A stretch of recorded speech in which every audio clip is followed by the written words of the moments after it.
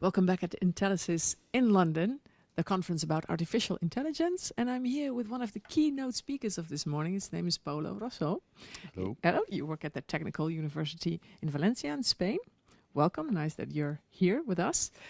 You've been telling us about irony, sarcasm, and fake reviews. Right. That's an expertise of yours. Can you just tell me a little bit about that? Well, let's say that talking about intelligent systems, the actual sentiment analysis tools that are on the market, in my opinion, are not so intelligent in the sense that they, I don't know to what extent they try to get rid of the fake opinions before just trying to understand if the opinions are positive or negative towards some events, person, or product, and especially have to face some difficulties at the time of understanding if something is said positively or negatively when some irony or sarcasm is employed. So it's pretty difficult sometimes for us to understand the irony and sarcasm, so you can imagine from an automatic viewpoint. Yeah, then it's even more difficult, because that was what you were talking about. You are trying to help find which reviews are fake or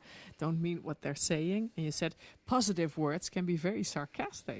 Yeah, well, detecting if an opinion is fake or not somehow is easier than detecting if there is some irony and sarcasm, because deceivers, so people who are paid to say something about maybe an hotel they never been to, they use the same kind of language, so some patterns could be there. From a manual viewpoint, from a human perspective, we are not able all the time to detect these patterns, but from an automatic viewpoint, it's easier to detect this. It's easier than for human beings to detect because it. If you have many deceptive opinions to process, okay, well, from an automatic viewpoint, it's easier than not from a human viewpoint. Instead, when irony, sarcasm are involved, this is another story. It's more difficult. That's more difficult. At least to help to come up with semi-automatic, let's say, intelligent tools and saying, look, maybe here there is some irony and sarcasm, and so double check yourself and. Double check yourself, yes. Probably still necessary. Well, your talk about that will be on YouTube as well, on YouTube. And you have other research. Yeah, well, what the trying to detect fake opinions, trying to detect if something is not fake, but maybe said with irony, is not only important from a marketing viewpoint, so an enterprise could be interested in that, but also from a security viewpoint. So why? Why? Because potentially, a message could be a threat, but maybe it's a fake opinion, so it's okay, even if it's not so ethical or it's not so politically correct, but it's not really a worry from a security viewpoint. Or maybe it's not a fake opinion, but there is some irony again. Maybe it's not so ethical what is said, but it's not really a worry. But if potentially instead is a threat, so it's a matter to trying to understand who could be behind to what has been written.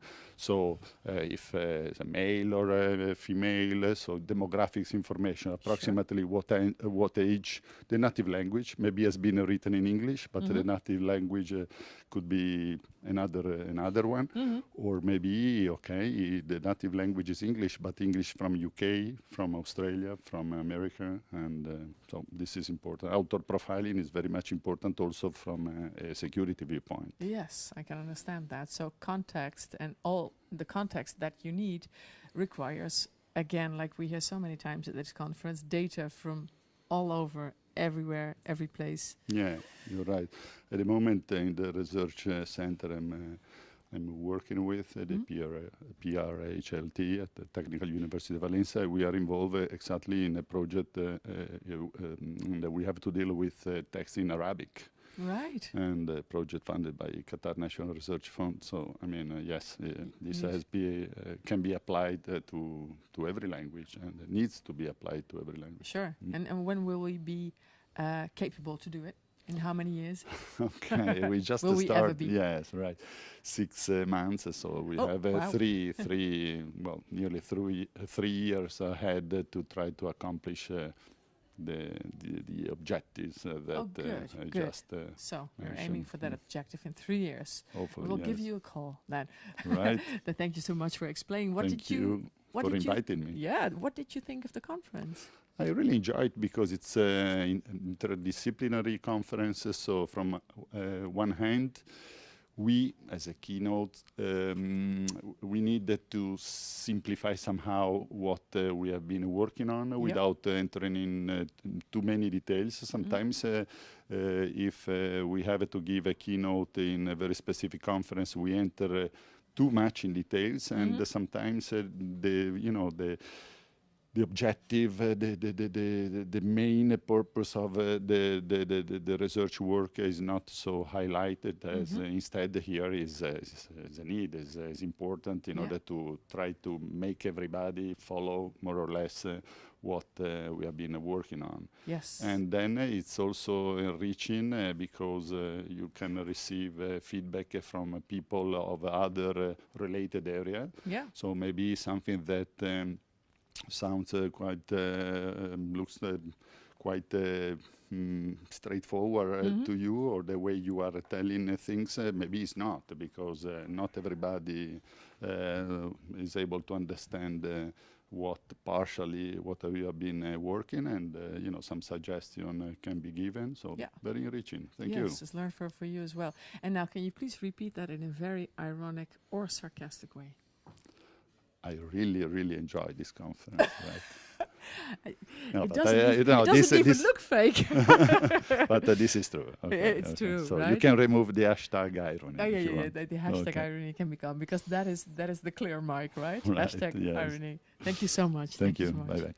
Yes, people like Paolo are all here, so please join us next time, or for now, take a look at all the videos, talking to all the experts. Bye. Bye.